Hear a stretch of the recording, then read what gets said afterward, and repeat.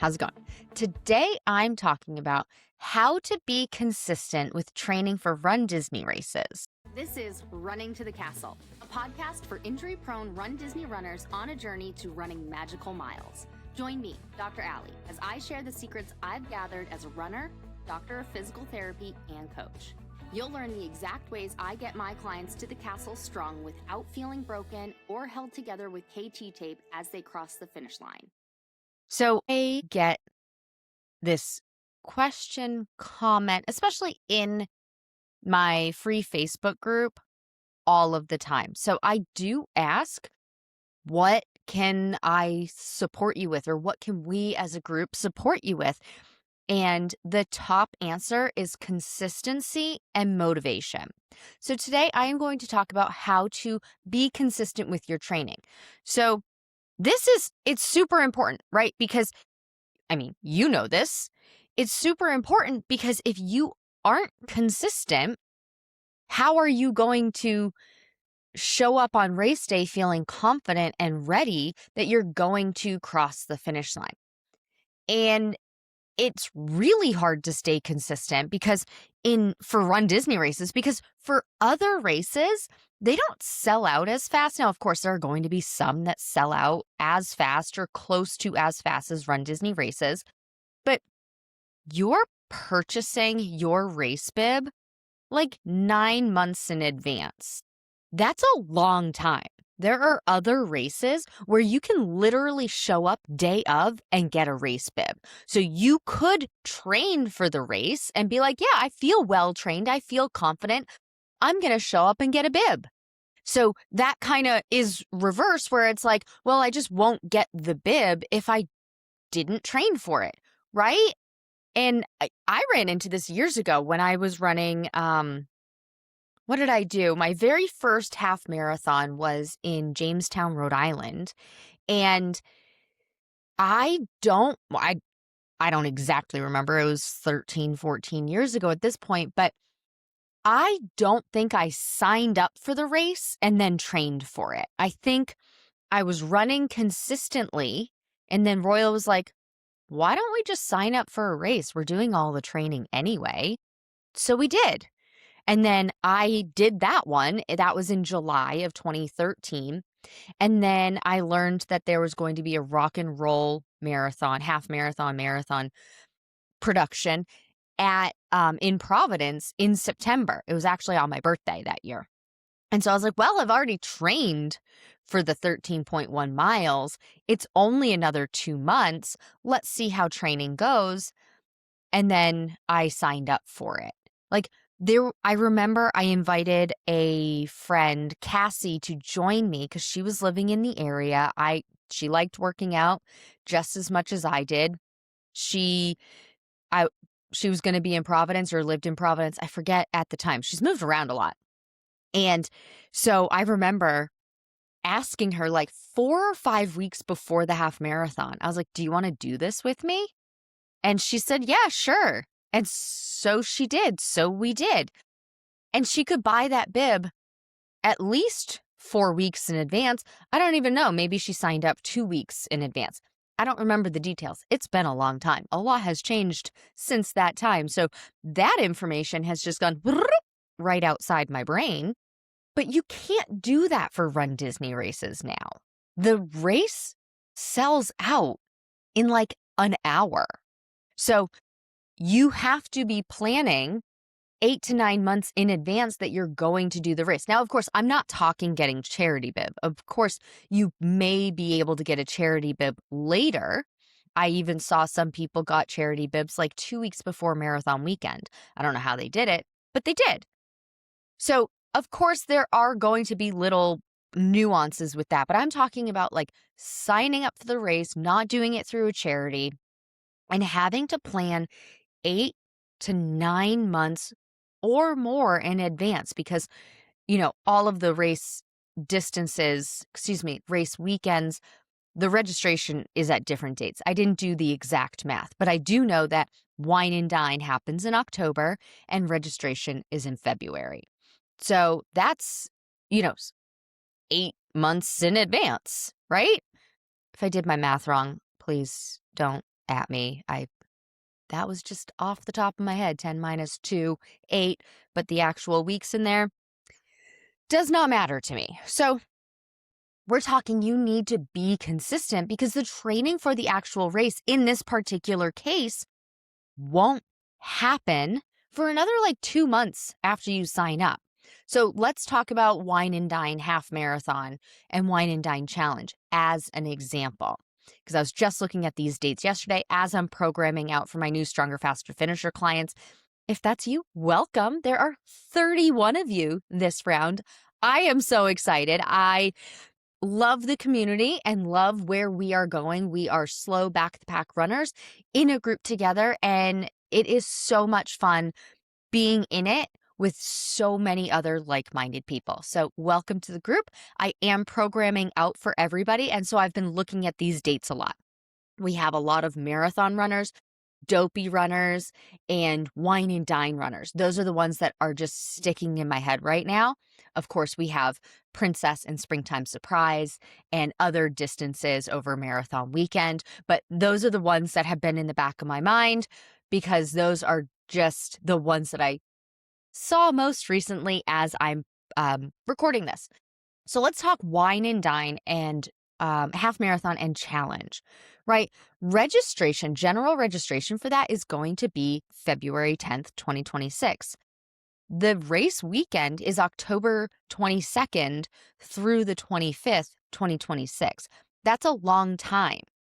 And my training plan starts June 15th for those two races. So whether you download my free training plan from my website or I program it out for you in Stronger, Faster Finisher, the date that you're starting to officially train is June 16th. Now, remember, I do recommend that a successful running journey has 5 phases. So we have the train phase, the taper phase, race phase, rest and recovery phase, and build phase. So the train phase is where you are officially locked in, loaded, ready, and starting the official training. And for anything higher than a 5K distance in my training plans starts at a 5K distance.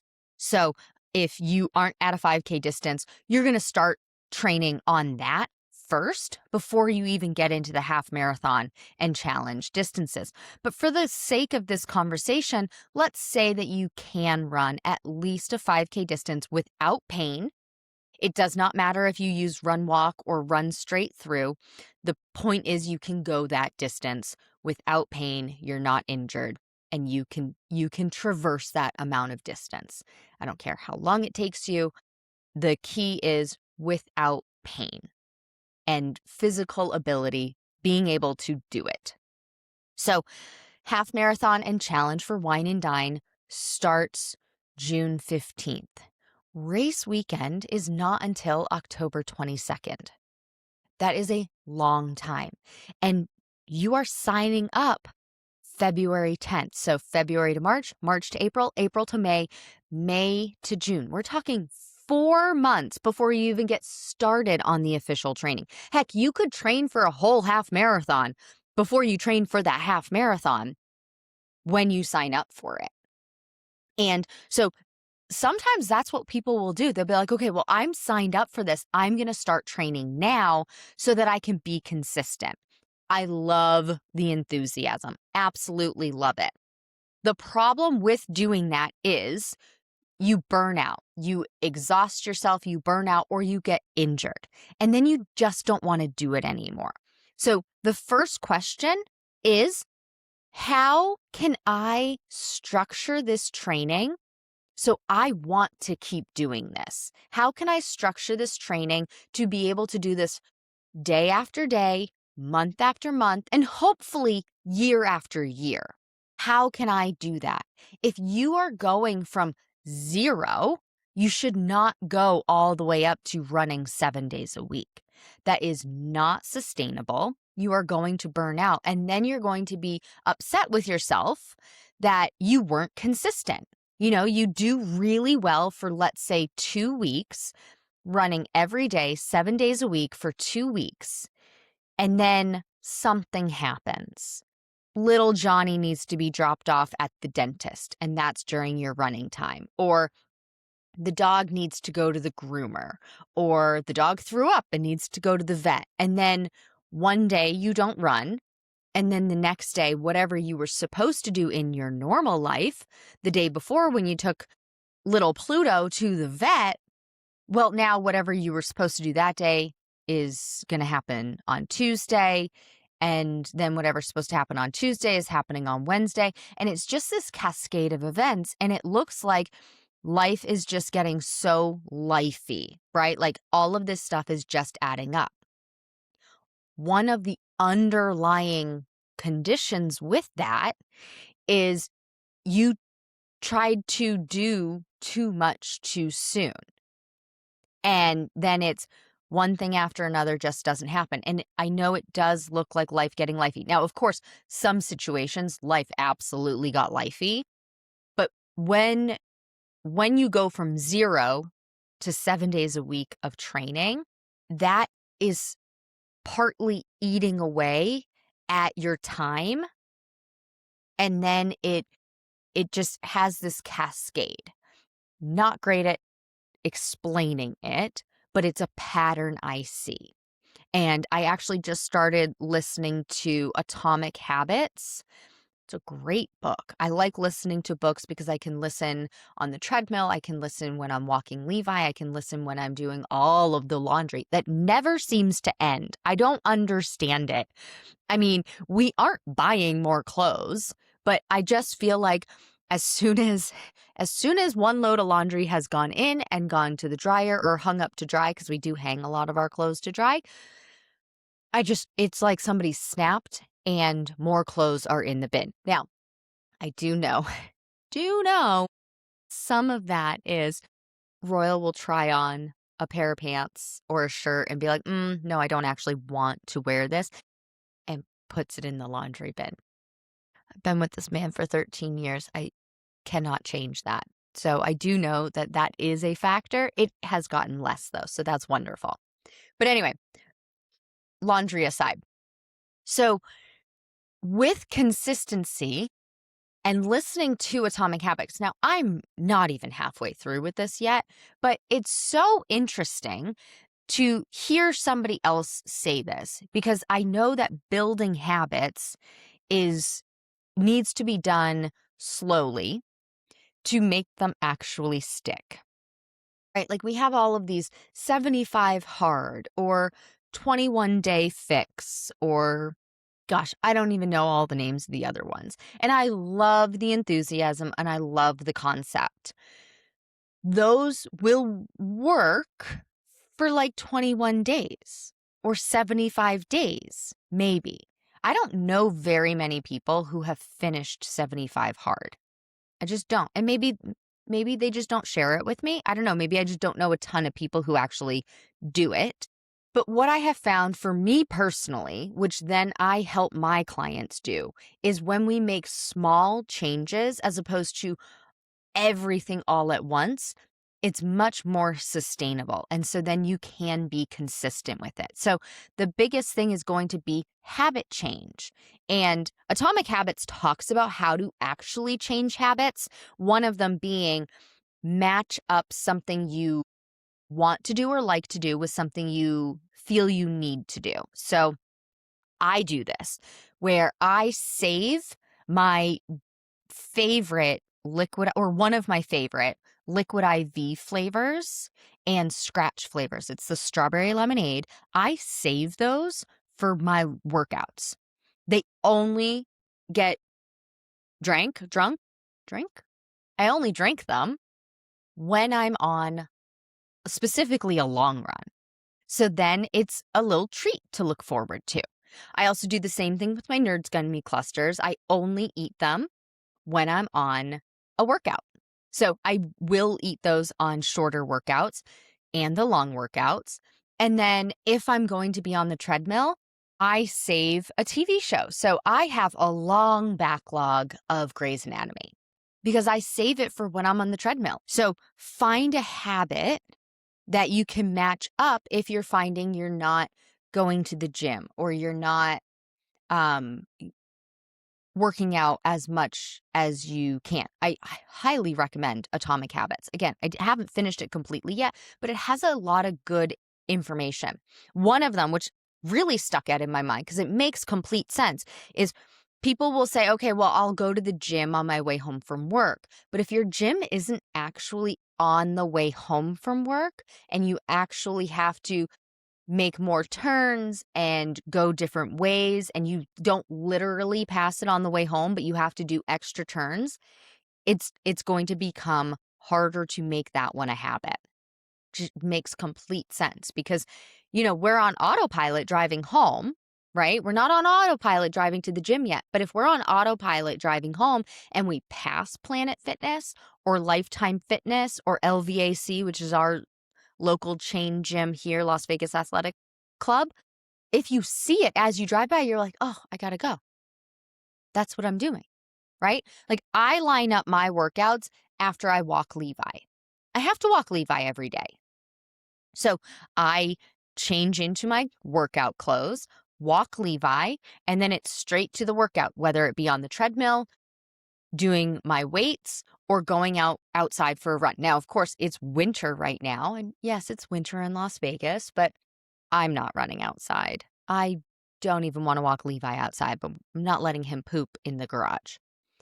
I am a big old wimp when it comes to cold. I actually saw a reel yesterday or this morning that said, if the temperature outside is younger than me, don't invite me.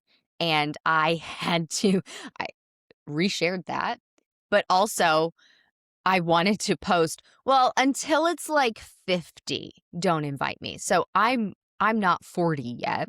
I will be 39 this year. And the temperature was 40 today. And I was like, this is miserable to me. So, in case you ever wondered what kind of temperature I will run in or walk in willingly, that ain't it. I am a wimp. I own it. I grew up in New England, Massachusetts, lived in Rhode Island for a while, went to college and grad school in upstate New York, Ithaca, and Rochester. I know cold weather. I know snow. I know ice. I live in Las Vegas now for a reason. Been here 10 years. Thank God I made that move because the majority of the time it's very nice out. But I do wear my down coat. I do wear fleece lined leggings. I do wear a thermal long sleeve, like cold gear, plus a sweatshirt, plus, a headband or a hat, mittens. Like I look like I'm going for a trek in sub-zero degree weather and it is 40 degrees. I'm a wimp. I know it. So I'm on the treadmill, but I'm also on the treadmill in 120-degree heat in the summer. So one of the ways to be consistent is put that workout associated with something else that you have to do. So I have to walk Levi every day. He's almost 12. He'll go to the bathroom in the backyard if he absolutely has to, but he would much rather have a walk. And honestly, I'd much rather give him a walk. He deserves it. Everybody says, oh, you spoil him. No, I give him I'm losing my train of thought. He is compensated adequately for the love that he gives. And we did have a health scare with him in 2022.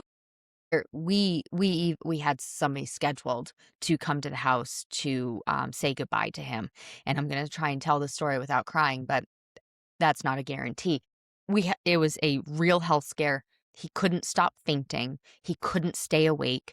And it started happening on a Wednesday. And on Saturday, we had the person scheduled to come to the house. We went to the vet again Friday night.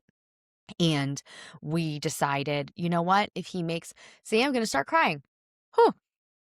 If he makes it through the weekend, let's give him the weekend. If he makes it through the weekend, we know we can do this. And he did. And now he is almost 12 years old. He will be 12 on January 24th.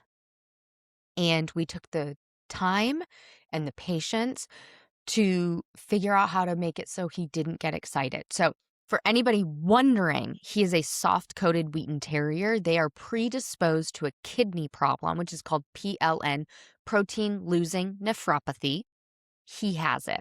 We did not know. We did not know he was predisposed to it. and he basically was peeing out all these proteins. One protein dogs have is they it's a clot busting enzyme. So when he was peeing out all of these proteins, he was losing that type of protein, and he formed blood clots, and he had a massive one lodged in his pulmonary artery. That's the artery between the dog's lung and heart. And every time he got excited, his blood pressure rose, which is a normal reaction. But to protect him, his body went into save mode, and so he would faint to protect his blood pressure from getting too high. His blood pressure at its highest was, I don't know, like 240 over, God, I don't even remember, 100 and something. It was astronomical. Like, we were at the vet every day. Finally got this figured out, went to a doggy cardiologist, finally figured out that he needed to be on blood thinners, Plavix, to prevent blood clots, but they can't break up the blood clot like they can in humans because they don't know of a therapeutic dose yet. So they couldn't give him a clot buster. So what we needed to do was we needed to get his protein under control and get on medications to hopefully dissolve or prevent future clots, but see if his body could build back up the proteins and break up that clot. So we saw doggy cardiologist in September, and then we saw him again in March. By March, so 6 months later, the clot was gone. His blood pressure was trending downward. It still wasn't perfect yet. Probably still isn't perfect, but he's on all sorts of medications, lifelong medications, brought it all down. But the biggest thing was we needed to make a diet change. We needed to bring down his protein, and nobody could tell us how to do that. So the vet was like, no, that's not my job. The specialty vet said, no, that's not my job. You need to talk to a nutritionist. The nutritionist wouldn't talk to us. And so, you know what I did with my science background? We Googled, actually, no, we went on PubMed and we looked for vet research articles on how much protein for a low protein diet. And I literally did the math. How much protein should he be having at his weight? And I did the math. And then I figured out, okay, how much protein is in ground chicken, how much protein is in his half cup of kibble, how much protein is in his wet food, how much protein is in vegetables, and so on and so forth. And he gets a concoction. He gets a tablespoon of ground chicken. He gets a quarter cup of cooked white rice. He gets a quarter cup of frozen peas and carrots. He gets a half cup of a kidney diet kibble, and he gets about a quarter cup of a wet food concoction. It's disgusting, and he loves it. He cannot wait for breakfast and dinner. And I don't remember why I started this story. This is what happens when I go off on a tangent. But, because I walk him every day and I'd rather have him walk.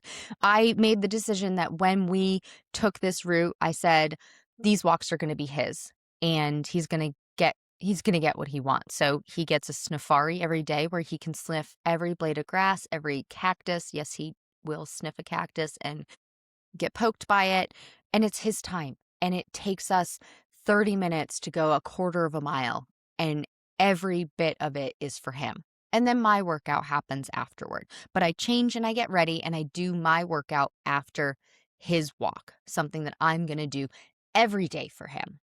And that's how I keep consistent with it. But the other way to keep consistent with it is to follow a structured plan that does not go too big. It's not to go big or go home. It's what can I realistically commit to every week to stay successful?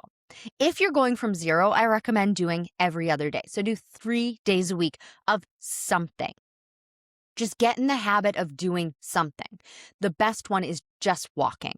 I'm going to go for a 10-minute walk 3 days this week. When you do that consistently for a week, next week I'm going to go for a walk for 11 minutes, 3 days. Now, you may be thinking, 10 and 11 minutes, what a waste. I promise you, it is not a waste. It is building the consistency of the act of doing it. If you automatically, think about it this way. If you go out and say, I'm going to run 5 miles 5 days a week, but you take 15 minutes per mile, that's a long time to ask yourself to be out there, right? That's an hour and 15 minutes, 3 days a week from going from doing practically zero. But 5 miles may seem quote unquote worth it, or an hour may seem quote unquote worth it. The problem is it's too much and you end up exhausting yourself, or you look at it and you say, I don't have an hour today. I just don't have an hour. Start slower, start lower, start less. 10 minutes, then 11 minutes, then 12 minutes. And don't do 10 minutes, then 20 minutes, then 30 minutes. Too much. Then once you can be consistent with 3 days a week for probably a month to 6 weeks, then it's time to consider 4 days a week. I'd say 4 days of activity is the minimum for planning on doing a half marathon. And it's not 4 days of running. So if you follow any of my training plans, I have 2 short running days. Those are your speed work. That's for people who want to work on speed, need to work on speed, and then 1 long run. And then 2 cross training days and 2 rest days. So 5 days of exercise is ideal, but it's not the bare minimum. I recommend 4 days of activity. If you can get that 5th day in, great. If you're training for something like dopey, every once in a while you might need a sixth day. And those are dopey sim weekends, and those don't come for a while. But building up consistency, you have to have a very honest conversation with yourself. What can I realistically do? And how many days a week can I realistically do it? Because if you start too much and you can't stay consistent with it, you're going to be upset with yourself. And then you're going to do nothing. Or it's going to feel hard because you try and go, as an example, 5 miles 3 days a week because some Joe Schmo on the internet told you, well, you need 15 miles minimum weekly running. Why? Why? Why do you need that? You don't, especially not in the beginning. But 5 miles at a 15, 16, 17 minute per mile pace, I can't commit to 90 minutes, 3, 4, 5 days a week. I can commit to 90 minutes of stretching and a 90-minute hot Epsom salt bath. But 90 minutes of running that many days a week, I just can't commit to it. I can commit to 90 plus for 1 day a week. That's the long run. And then 45 to 60 minutes for my speed workouts, plus some stretching, plus some strength. Now, the whole workout may end up being 90 minutes, but that's not 90 minutes of running, plus all of those other things. But maybe you can commit to 90 minutes of running, and you want to commit to 90 minutes of running. The majority of the people listening to this podcast, or in my Instagram audience, or in my Stronger, Faster Finisher program, they don't have that time to commit.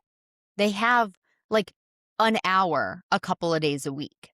So that's why I recommend 45 minutes or 60-minute speed workouts. And I only recommend the 60-minute speed workouts for the people who have already done the mileage and who are working specifically on getting faster for the next year.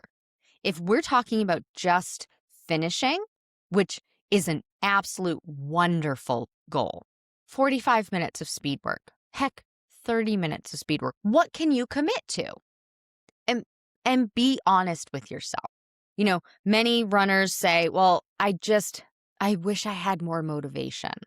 I don't know who has motivation every single day for every single thing. We need to be motivated to cook dinner and breakfast and drive our kids to school. Well, not my kids. I don't have kids. But drive my husband to things and, like I said, make dinner and exercise and clean the house and do this and do that. We can't have motivation for it all, and we certainly can't have motivation for it every single day. So what are small habits? Again, read Atomic Habits. What are small habits we can have where it just happens automatically so that we can stay consistent? So figuring out some of those habits and making it doable, realistically doable. In the physical therapy clinic, I'm not in a physical therapy clinic anymore, but I worked with so many people who didn't want to be there, and I don't blame them. People used to joke around that PT stood for pain and torture, and people hated it. Nobody wanted to come, but they wanted the end result. But I would have an honest conversation with people. What can you realistically, or what are you willing to realistically do? And people, thank goodness some people were honest with me. And, I get it. A lot of people weren't honest with me because they were embarrassed. They know they should exercise and should want to exercise, but realistically, not everybody does. And so some people would just be like, oh, no, I can do an hour of exercise a day. And I'm like, rein it in. Let's start with 3 exercises at home. What? 3? That's going to take like 5 minutes. And I'm like, yeah, these are the 3 basic exercises that if you do nothing else different, you will at least get closer to your goal. And then we'll do the bigger stuff when you're in the clinic. It was also one of the biggest reasons I hated the fact that insurance stops paying when pain was gone or if you were doing the same exercises for people in the clinic as they could do on their own at home. It's a Medicare stipulation. I forget the exact wording in Medicare's rules, but it's something along the lines of it has to be skilled physical therapy and need the skills and like decision making of a physical therapist. If a personal trainer could do it with them, or if they could do it on their own, or if a family member could guide them through it, we're not paying anymore. And it drove me nuts because the act of coming to physical therapy for 45 minutes to an hour made them do that 2 to 3 times a week. So even if they can do this exercise at home, they're not, for whatever reason. Most of the time, people forget, not because they don't want the end result, but something else came up that was more of a priority in the moment. And you might think, well, wouldn't rehabbing a knee replacement be a big priority? Sure. For some people, it would slip through. And it used to drive me crazy. But what can we realistically do? So for, my knee replacement people, I used to say, every time you get up from a chair, get up 3 times. So you get up, you sit down, you get up, you sit down, you get up. You've done 3 squats in that time. How many times a day does a typical person who's at the age of needing knee replacement, how many times a day does that person get up to pee? Right? Like, let's think about that. Realistically, they're getting up like every hour. So now we've done 3 squats every hour. Wonderful. Love it. Love it. Now, we can't do that with running. We can't say every time you get up, go run a couple of minutes. But how can we get this associated with something else that you already have to do? Do you have to walk the dog? Do you have to drive the kids to school? Do you get to drive the kids to school? Do you get to walk the dog? Well, now you also get to go for a walk or go for a run, right? When you get home from dropping the kids off from school, can you do a 30-minute run then? 30 minutes. And then plan out one day on the weekend or one day where somebody else can watch the kids for 3 hours. Can you do that as your long run and make it immediately after something? I don't go to church, but maybe you go to church. Maybe when you come home from church, you go for that long run. Or maybe you all have a family dinner on Sunday nights. Well, maybe you do a crock pot meal, and as soon as you put that crock pot meal in and turn it on, now you go for your 3-hour run. Because the food's cooking. It can sit there. It can warm for 8 hours after, right? I'm not saying these are exact scenarios in your house, but what is a scenario in your house where you can finagle it so that you can get the workout in and it just be part of your day? This is the best way to stay consistent. Match it up with something that's already going to be happening. It does involve a hard conversation with your family, and it does involve a hard conversation with yourself of what can you realistically do. So, how can you stay consistent with training for these Run Disney races when you have to train for them so far in advance and you sign up for them before you're actually trained? Work it into your daily activity a couple of days a week. So, I said daily activity, but only a couple of days a week. What's the term for that? Let's just a couple of days a week. What is something you can do? And then incorporate one long run. Plan out that you'll need the longest time that you'll need. So if you think that your half marathon is going to take you the whole time, 3.5 hours, plan out that you need 3.5 hours on Sundays to run that long run. Even if you don't take the 3.5 every time, it's blocked out on the calendar. This is the best way that I've found to be consistent and how to get my clients to stay consistent. If you have any questions, send me a message over on Instagram, runDisneyDBT.